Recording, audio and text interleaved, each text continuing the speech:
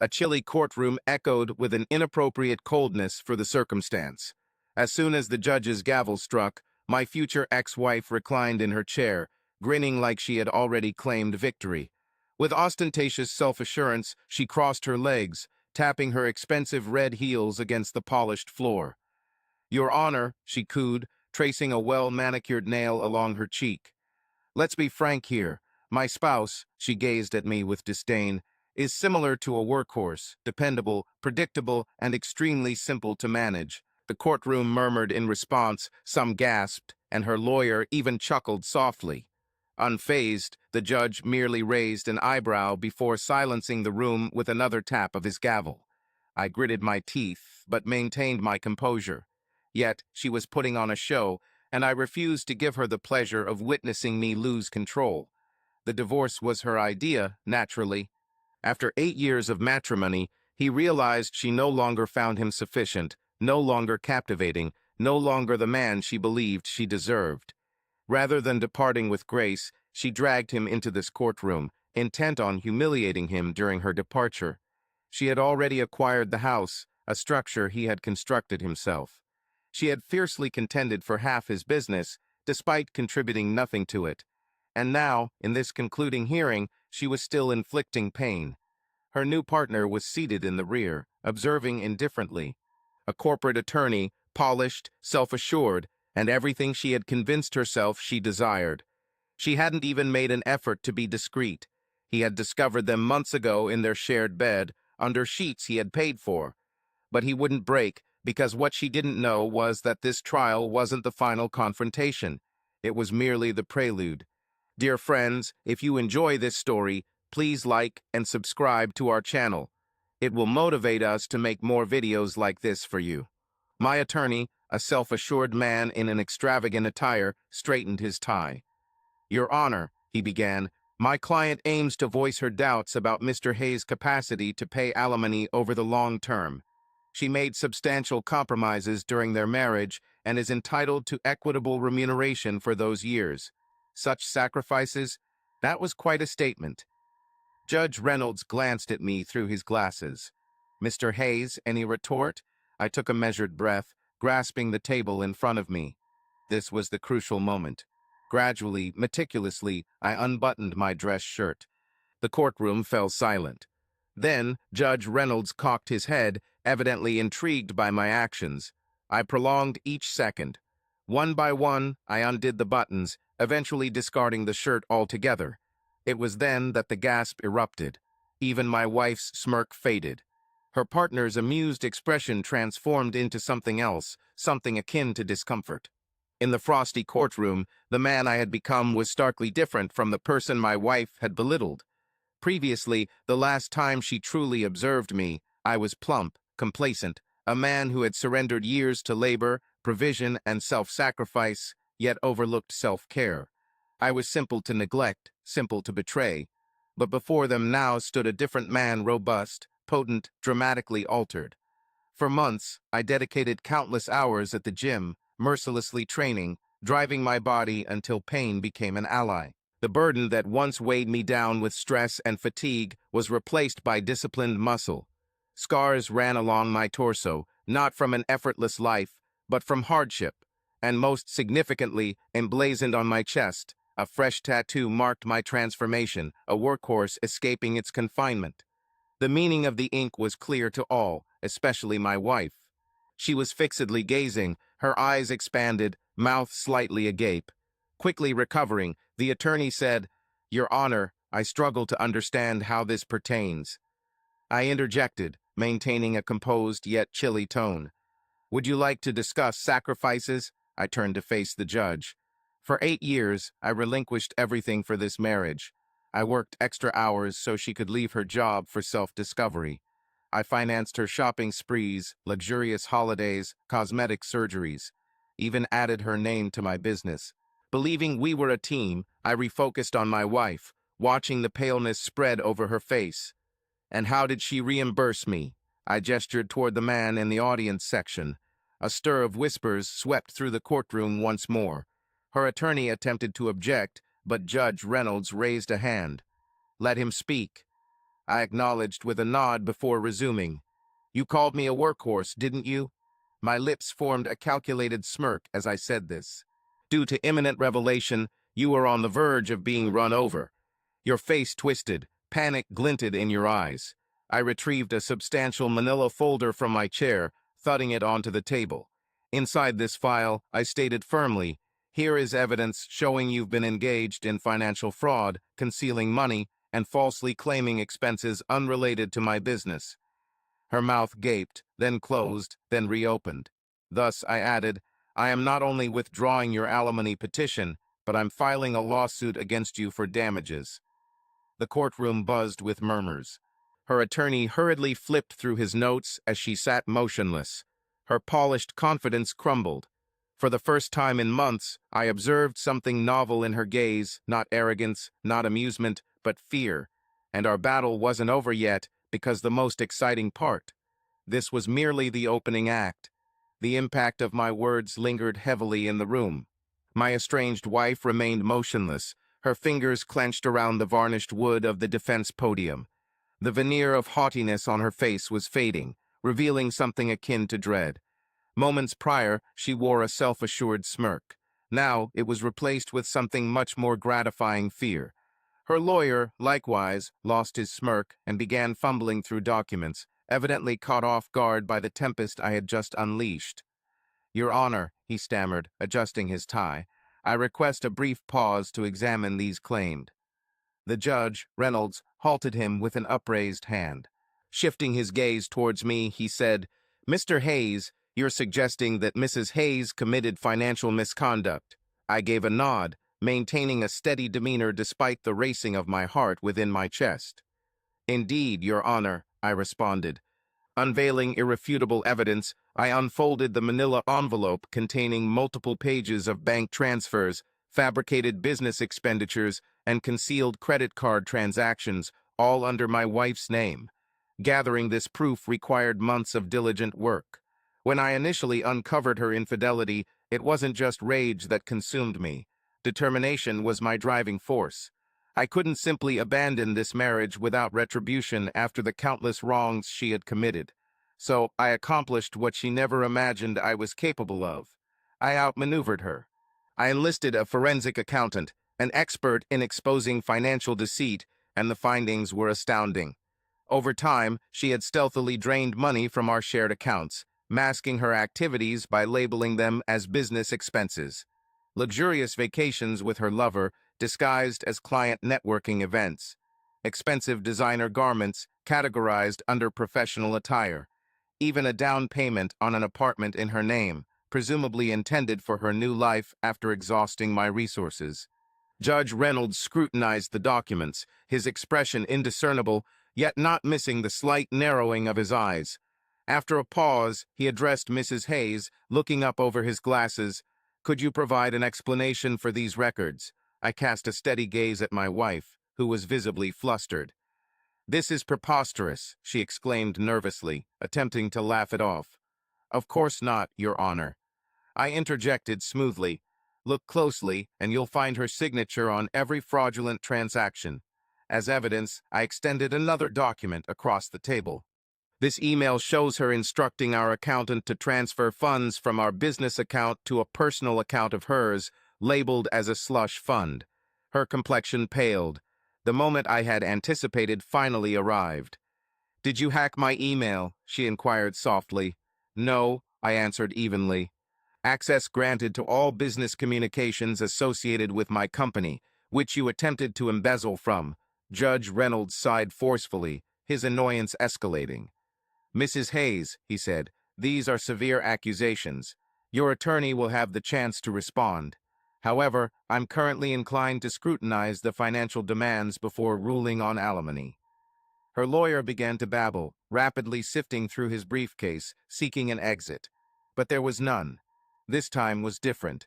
For the first time in our entire marriage, she had no sway over the circumstances. And I wasn't finished yet. The boyfriend became a part of it. I subtly turned, fixing my gaze on her new companion, the corporate lawyer who had been smugly observing from the back, relishing my discomfort just moments ago. No more. His face stiffened, his fingers nervously tapping against his thigh. I met his eyes and smiled. A slow, knowing smile. It was time to involve him. "Your Honor," I declared, rising, "I possess another piece of evidence to present prior to proceeding." Judge Reynolds signaled for me to go on. I delved into my pocket and extracted a compact USB drive. This device harbors recorded dialogues between Mrs. Hayes and Mr. Brooks. I pointed at her boyfriend, causing his countenance to stiffen, where they conspired about draining my finances before she initiated the divorce proceedings. My wife's head whipped towards me so swiftly it seemed she might incur whiplash. "What?" she barked. That's illegal. He can't record private conversations." I faced the judge. "Your Honor, all recordings were made within my residence, in a jurisdiction where one-party consent is entirely legal." Judge Reynolds raised an eyebrow before beckoning the bailiff to seize the USB. "I'll have it examined," he stated, "if it contains what you assert, Mr. Name. Hayes, it appears this case has escalated beyond a routine divorce hearing." His complexion paled instantly. It was clear he was unaware of the extent of her machinations. "Ingenious," I said, turning back to my wife, speaking softly so only she could hear. "You believed you were outsmarting me, yet, all along, you were manipulating your own destiny." Her jaw tightened visibly, the sound of her teeth grinding audible. I was no longer the provider. I had just ruined her future prospects. The consequences unfolded. The judge paused, clearly contemplating the gravity of the accusations. Given their severity, he would need to scrutinize all financial records and evidence before rendering any decisions. In the meantime, all assets were on hold. She whipped her head towards him in shock. "On hold," she whispered hoarsely, her voice trembling. "Yes," Judge Reynolds stated bluntly, which signified that she couldn't access her bank accounts, stocks in business, or shared assets until this case was over. Her hands trembled as she looked at her lawyer. "Act," she whispered urgently. He merely massaged his temples, appearing dejected and beaten. Meanwhile, I sat back down, remaining calm and composed, observing as the gravity of her predicament became apparent. She had been anticipating a wealthy and triumphant exit. Instead, she had just been cut off completely. As for her boyfriend, he was already checking his watch, looking anxious to leave. I cast him another glance, concealing a smirk. He wouldn't last long. She was on the verge of discovering how swiftly men like him vanish when the funds dry up. However, that was a concern she needed to address herself. Because for the first time in a considerable while, I had already secured victory. The cacophony of my soon-to-be ex-wife's anxious breaths echoed within the courtroom, her meticulously crafted facade crumbling as the ruling to freeze her assets left her reeling, dismantling her intricate plan for escape. Yet, I wasn't done there. Far from it, as her attorney struggled to formulate a retort, bringing up the prospect of examining the evidence again and reevaluating the financial implications. My gaze shifted towards the man who had contributed to the demise of my marriage, her boyfriend a high-profile corporate lawyer, the one she swapped me for, the same individual who had smirked at my humiliation during this trial's commencement, watching it all with a mask of amusement. Now, he appeared anxious and wished to vanish. I leaned back comfortably in my seat, returning his look with a wry smile. It was time to exert pressure. "Your Honor," I announced casually. Just before the recess, Judge Reynolds looked over his glasses at me and said, "I'd like to address a supplementary point concerning the financial fraud investigation." I focused on my wife's boyfriend. "As the provided documents show," I stated, "some of the suspicious transactions are connected to Mr. Brooks." His head turned abruptly towards me. "What?" he blurted out. Sweat began to form at his temples. The judge then flipped through the papers and addressed him. "Mr. Brooks, could you possibly elucidate why your name appears in these financial records?" My ex-wife swiveled to face him, surprise in her eyes. She hadn't anticipated this. She had brought him into her plan, but he hadn't asked the necessary questions, acting like a greedy simpleton. "Your Honor," Brooks began hesitantly. "You claim ignorance about his accusations?" I questioned with a smirk. "Due to these records showing various transactions into a personal account linked to your name, including a substantial payment categorized as legal services consultation fee. Judge Reynolds inquired, "Is this accurate, Mr. Brooks?" You appeared surprised and speechless, unable to respond. Your attempt at a defense was unsuccessful because the paper trail could not be denied. It appeared that you had received funds from your wife, presumably without scrutiny, considering it part of the divorce proceedings. However, now these payments seemed like evidence of financial misconduct. Such accusations could potentially end the career of a respected lawyer like yourself. The moment you understood the implications, you cast a betrayed glance at your wife, not one of love or devotion, but of deep disappointment. "Jessica," you murmured, clearly upset and angry. "What on earth is this?" She appeared flustered, trying to explain. "Wait, wait. This isn't what it seems." Judge Reynolds sighed deeply, announcing his intention to conduct an official forensic audit of the financial records for both parties. If Mr. Brooks knowingly participated in this money transfer, he would share the blame. Brooks leapt from his seat, protesting vehemently.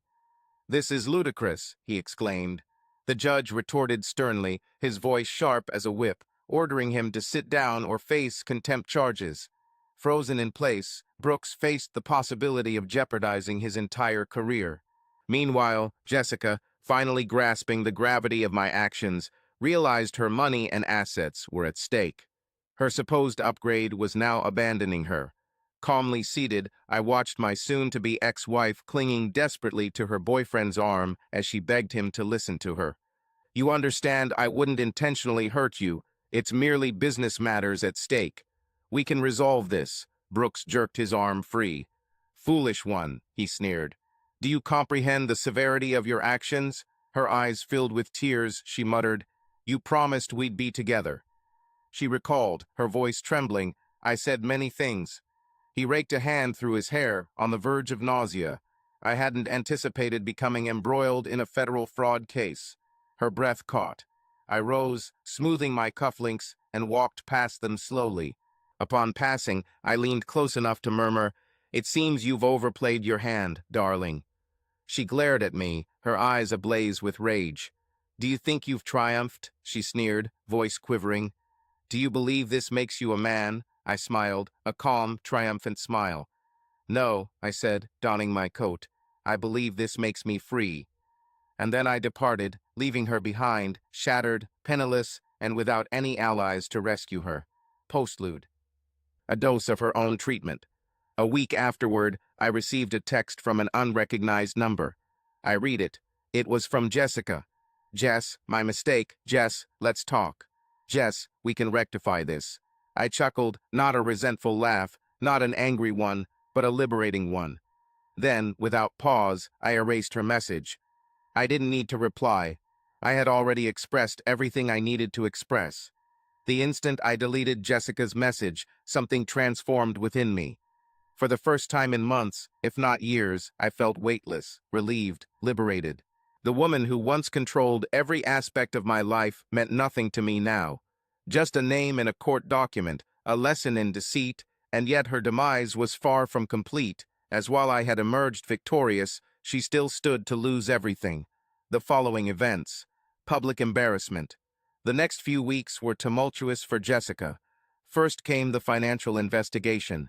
The court initiated a thorough probe into her fraudulent financial dealings, and the evidence against her was unassailable.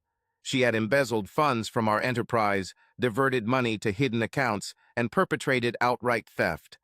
The legal repercussions she faced were severe, including potential criminal charges. However, the unexpected happened. Brooks abandoned ship swiftly after the court hearing. In a matter of 3 days, his law firm disavowed him publicly. His superiors announced the firm had no tolerance for unethical practices, and he resigned before they could terminate him. As for Jessica, she was left in solitude, desolate, without a boyfriend, without funds, and with a tarnished image. Jessica's last supplication. I anticipated a final desperate act from her. And indeed, one evening, as I was concluding my workout at home, there she was at the door. The knock was steady yet uncertain. I debated disregarding it. Yet I pondered, why not make the best of this? So I opened the door, and there stood Jessica Hayes, my former wife, now resembling more of an empty vessel compared to her past self. She attempted to keep up appearances, but a sense of desperation peered from her eyes. Her makeup was overdone, hinting at a futile attempt to conceal her misery. Her costly jewelry was absent, likely sold off for survival. When she spoke, her voice held an unfamiliar softness. "Hey," she managed, forcing a tiny grin. "Can we discuss something?" I leaned casually against the doorway, folding my arms. "What's there to talk about?" I inquired, maintaining a steady, indistinct tone. She fidgeted uneasily, chuckling nervously. "Well, I know. Things turned sour. We had disagreements, but I simply observed her silence. I miss you," she confessed eventually. I raised an eyebrow in surprise. "Do you?" she asked hesitantly. I nodded slowly. "Yes, we shared many beautiful years, and I made a mistake." I allowed events to escalate unchecked. There was no reply from me. Instead, a prolonged silence filled the gap between us. A hint of discomfort flashed across Jessica's countenance, and she faltered. Her tone grew sharper. "Fie on you. Can't you ever be less arrogant for 5 moments?" I chuckled in response. Here was the true Jessica, the one who had attempted to discredit me in court, the one who had scorned me for being faithful, for being predictable. Now she desired my return.